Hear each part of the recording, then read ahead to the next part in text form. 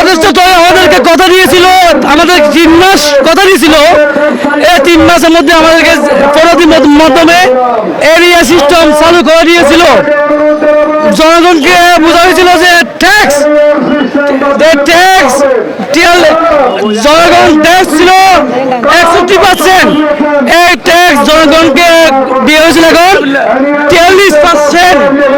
যে ট্যাক্স কমানো হয়েছে এটা 9 জন সিন্ডিকেটকে, ওদের ট্যাক্স ছিল 15%, এখন ওদের ট্যাক্স হচ্ছে 10%। কেন?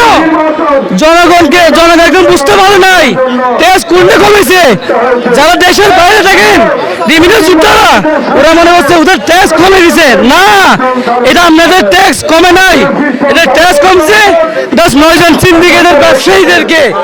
জনগণকে কোনো ট্যাক্স কমে নাই।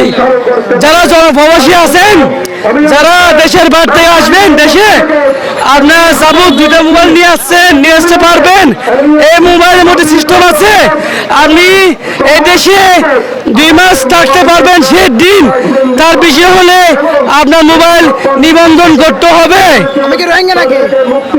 আমরা চাই আমাদের যেজন ব্যবসায়ীরা ঢাকা 56 জন আদায় হয়েছে, আমরা চাই ওদেরকে আমরা নির্মুক্ত আমরা চাই থাকে।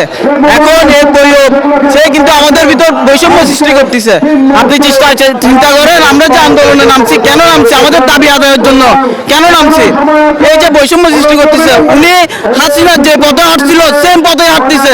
উনি চাইলে আমাদের সমঝোতায় আসতে পারতো, কিন্তু উনি আমাদের সমঝোতায় আসে নাই। উনি টিয়ার শেল তারপর হচ্ছে গুলি চালিয়েছে। কেন আমাদের কাছে সাথে সমঝোতা না আসে ওরা এই পদক্ষেপ কেন নিল? ঠিক আছে, এখন আমরা উনি সমঝোতা যেহেতু আসে নাই, এখন আমরা চাই যে উনার পদত্যাগ চাচ্ছে, যে এনআইআর যে সিস্টেমটা চালু করতে যাচ্ছে আর কি। ঠিক আছে, আর আপনি একটা জিনিস চিন্তা করেন, এই বিগত 5 আগস্টের পরে, হ্যাঁ, ওরা বলছে যে বলতে লজ্জা হলো, এটা কিন্তু সত্যি। 5 আগস্টের পরে এই যে অনেকে যারা হচ্ছে স্বৈরাচারে যুক্ত আছিল, ওদের ফ্যাক্টরি বন্ধ হয়ে গেছে। লস হয়েছে কার?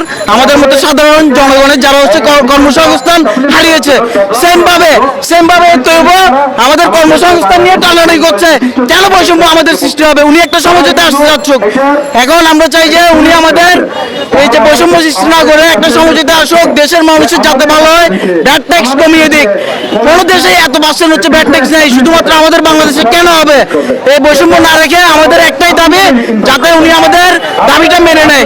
ভ্যাট ট্যাক্স সপরিমাণে হতে হবে, সব দেশের সাথে তুলনামূলক ভাবে ভ্যাট ট্যাক্স যত দিচ্ছে আমরা দিব, কিন্তু হচ্ছে সেটা সহনশীল হতে হবে। মোবাইল ব্যবসায়ীরা দীর্ঘদিন ধরে আন্দোলন করতেছে। আমরা লক্ষ্য করেছি গত 5 আগস্টের পরে যে কোনো